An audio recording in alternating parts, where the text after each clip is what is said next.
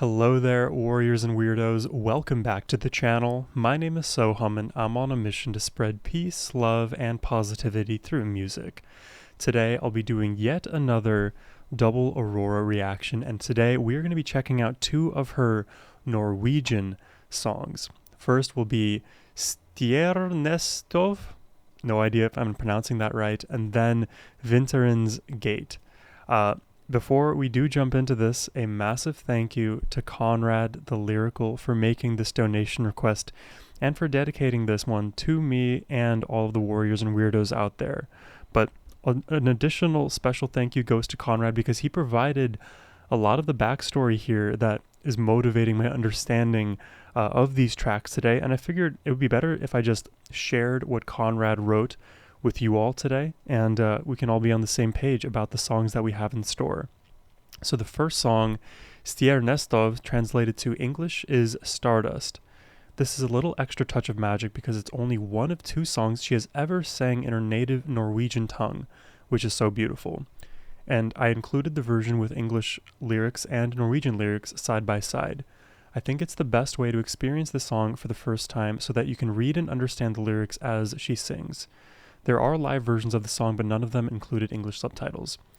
Then the second song, Vinterens Gåte, translated to English, is Winter's Riddle. This is a Christmas song Aurora wrote as a collaboration on a Norwegian Christmas album. Again, extra special, especially considering we only have two songs from her in her Norwegian tongue. Only two is crazy. I'm glad that we're going to be getting to check them out today. She has said in an interview that singing in her native tongue feels too personal. She mentioned that English is able to reach the most people worldwide, and she has always loved the English language. Us warriors and weirdos wish and hope for a full Norwegian album in the future. She said she isn't against the idea, she just isn't ready yet. By the way, just letting you know, she has a death album. When I heard this from you, Conrad, I was very surprised. She has a death album that she adds a song to every 5 to 10 years, and it won't release until she has passed, which I hope doesn't happen in my lifetime. I'm also hoping that. However, you can imagine how special that album will be for future generations. Probably has the key to world peace in there, because it's Aurora we're talking about, lol. Anyways, enjoy the extra touch of magic with these ones. It's the only two we got in her native tongue for now. Very finite. See you in the reaction. Thank you, Conrad, for all of that. I had no idea there was a death album. I'm not excited to hear that album, given how it would have to come about. But either way, I'm excited to hear these Norwegian tracks today. Let's jump into it, starting with Stjernestøv.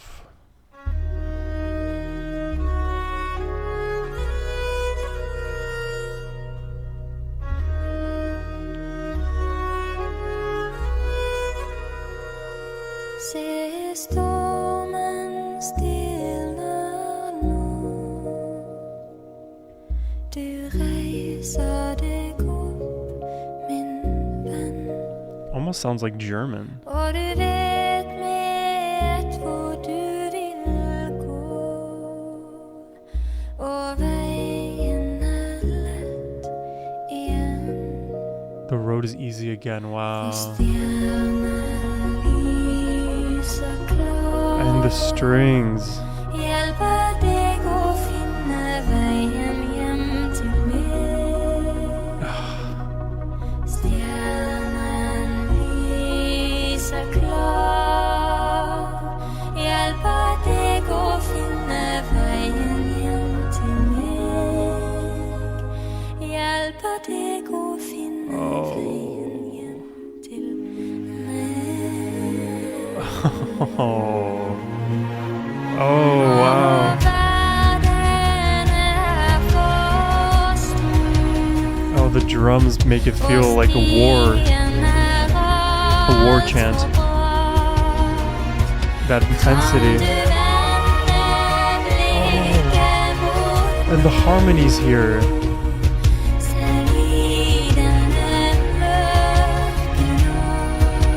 Her voice is a string instrument.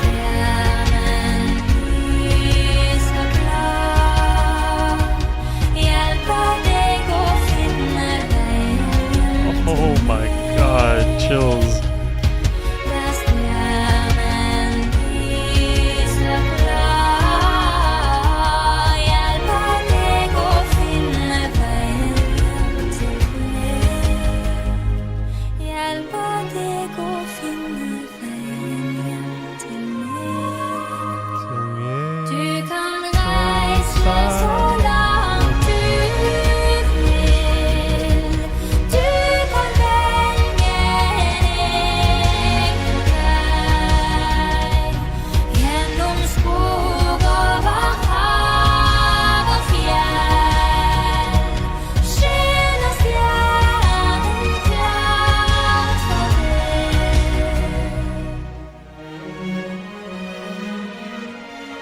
my god. I love the composition with the strings. Stormen stilner nå. Du reiser deg opp, min venn. It's infinitely Du delicate. vil alltid finne veien hjem. Oh my god. Den veien som finnes i deg. In you. Oh my god, she is a poet. She knows everything. You will find the road. You will pave your own path. Every star above that guides you, it will all manifest into a road. But guess what? That road is actually not external. It's internal. It's inside you. It's amazing how everything that she sings and says is so profound, and somehow she finds a way, even at the end, to make it all more profound. It's like you have this beautiful cake, and you know it's the perfect like cherry on top, or is it on top of a sundae? If the song is a gift, which it is, that last lyric is the ribbon around it. Because oftentimes when we look to the external world for validation, for hope and guidance, yes, it's there, but oftentimes it doesn't lead us where we think we want to go. The solution, in my opinion, and with my limited life experience, is usually internal. And this is more about where you want to end up in your life. You have to almost dissect who you are, meditate in the humanity that you have to understand what is right for you, what path ought to be forged, because people outside of you, they may have a good idea of who you are, but it's just that. It is an idea. You are you. You are the expert of you. Don't allow others to dictate your path. Do that for yourself and have hope in yourself. Be confident in who you are, or be confident in not exactly knowing who you are, but still being comfortable being that version of yourself. This is something that I myself am working on. I'm trying to, even if I don't feel exactly certain in my life path at one point or another, or in one situation or another, I'm still with me, and I'm not going to downplay who I am just because I'm uncertain of something that's going on. I don't have to play it up to others. I don't have to lie to myself either. I can sit in that discomfort and be comfortable, if that makes sense. It feels a little bit roundabout way to describe that, but I know that within me there are the solutions, and that is the part that gives me confidence. And that here seems to be at least part of the messaging Aurora is trying to convey.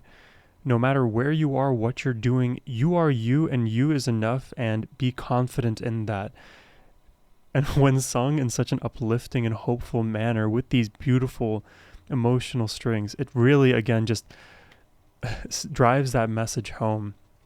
And this is my first time really hearing any Norwegian singing before. I'm really racking my brain to think of if I know any like bands from Norway. But this is certainly my most explicit engagement and listening of the Norwegian language. It's very beautiful. It, as I mentioned, sort of reminds me a bit of German. And I also remember in my hike reaction that it sort of reminded me a bit of French. I'll continue listening. Let's check out the next song here today. Vinterens Gåte. And I suppose we should check out the lyrics here, so let's just have these open.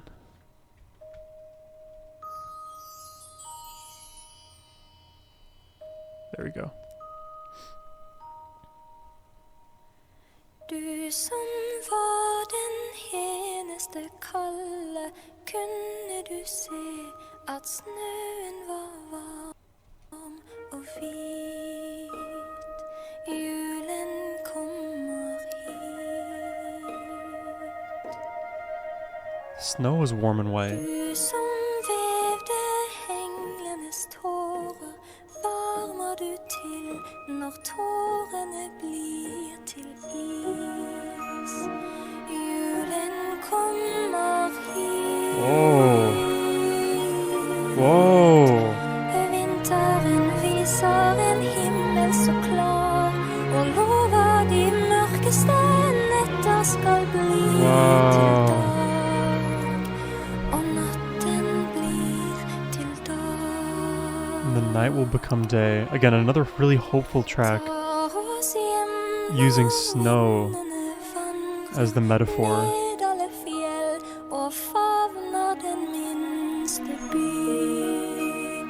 I et menneskeliv.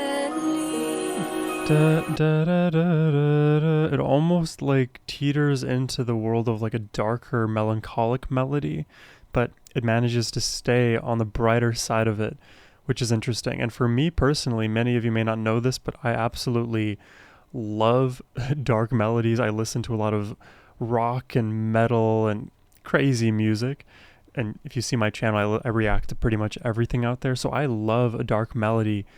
What's really unique again about this is the slight dance between the darker melody and feel and that brightness that obviously appears in Aurora's voice as well as in the keys being played.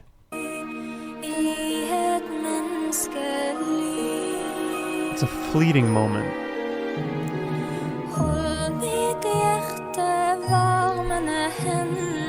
Kjenn at det brenner, kjenn at det har et liv I et mennesketid. Englene gir oss en syngende dal, der vi kan leve I ensomme dager I lag, og dager blir til Du som laget vinterens gåter, visket av snø I 1000 av år før vi lærte livets sang. You know, it's an interesting, I don't know if it's a twist per se, because I think it's just based on what is normative in your own culture and understanding of winter and snow and darkness and lightness. But you know, like if you imagine Game of Thrones, for example, the winter is coming is devastating. You don't want the winter to come because that brings with it a lot of death and despair, and it actually symbolizes lack of hope and fear instead. But here it feels like it's the exact opposite, where the snow, it's beautiful and vibrant and warming and indicative of life and love and the journey that we want to all go down. So, you know, I guess maybe this is like more of a separate poetic point, but you can always use the same tool for good or bad, if I can just put it that simply, right? It's all a matter of perspective. The snow can be viewed as a burden on us. Let's say we can't get out of our driveways in the morning, or it can be viewed as a symbol of beauty, of innocence. Everything is possible, and Aurora always shifts the focus to the positive direction. Lærte livets sang. Bær oss på de sterkeste vinger, styrket av håp, så stiger vi frem, fordi håpet har et barn, og det viser at selv I en vinter så dyr, finnes det også en himmel så full av lys.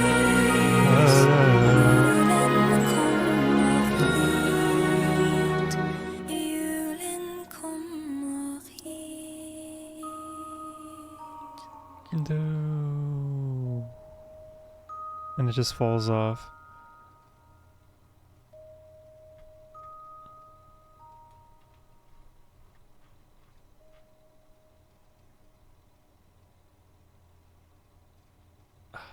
I mean, it is just so profoundly beautiful and always filled to the brim with meaning. You know, I like to opine on all of these kind of beautiful thoughts that Aurora likes to kind of evoke within us all. And I just, I'm settling on the simple point of Christmas and hope are very beautiful things. For a long time, maybe between ages of like, God, I don't know, maybe my whole life, I had this conception of hope that hope can oftentimes be corrosive, which you're saying to yourself, Sohum, really, you thought that, hope being a bad thing? And I'll give you a little bit of my prior rationale, which was hope is corrosive because it sometimes sets up unreasonable expectations of the future, and if those expectations are let down, then obviously you are going to be left unhappy. And that logically tracks, but there's an assumption baked into what I've said, which is you're going to be unhappy. Happiness is your choice, right? Maybe that deserves to be said again. Happiness is your own choice. Whether the external circumstances make it more feasible for you to be happy or not is almost separate to the point, because it's always our reaction to the changing external environments that dictate how we feel from moment to moment to moment. If we view anything that happens to our lives as negative, as outside of the perfect expectation we have for ourselves, we will invariably be let down, and we'll be ego-driven more than we should. Now, I'm still also reconciling the fact that I think ego has a place. I don't think you can go completely without ego in this world, but I think how do I say this? I think most of us are using too much ego overall. I think it's a consequence of all of the different traumas and difficulties and conflicts that we find ourselves in on a daily basis, on a generational basis. I mean, it's been happening for centuries and millennia. I mean, ever since humans gained consciousness, I can assure you that ego has played a massive role. I think there's an evolutionary reason for ego and consciousness, and I don't think it's implicitly problematic, but we want to be in control of that. Ego should not control us. We need to be able to control our ego, and constant reframings in our life towards the positive rather than the negative are crucial. And that's not to be delusional. We always need to retain a level of pragmatism, of realism in our lives. But it's not useful in the long run to be negative. That's just from a utilitarian perspective. But as it relates to who you are and how you feel internally, what is your internal emotional state? It doesn't serve you emotionally to constantly let yourself down and attach all outcomes with the ego, because you're never going to be fully satisfied. The goalpost keeps shifting. It is our natural human bias. So I think from two perspectives. I think strategically, because this is the behavioral loop I observe, it's better to reframe things positively and avoid ego attachment. And then emotionally and spiritually, I view the dance with ego as imperative to, I think, exist with some semblance of peace in our own lives. Wow. So these are just beautiful songs. Those are the kind of thoughts that come out of my brain when I hear them.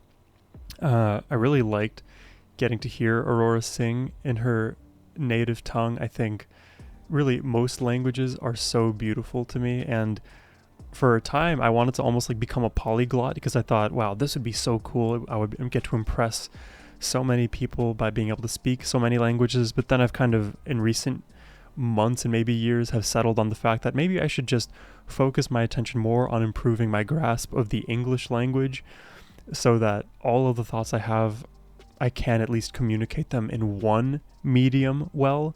And then if I want to like learn how to sing songs in different languages, I can do so phonetically.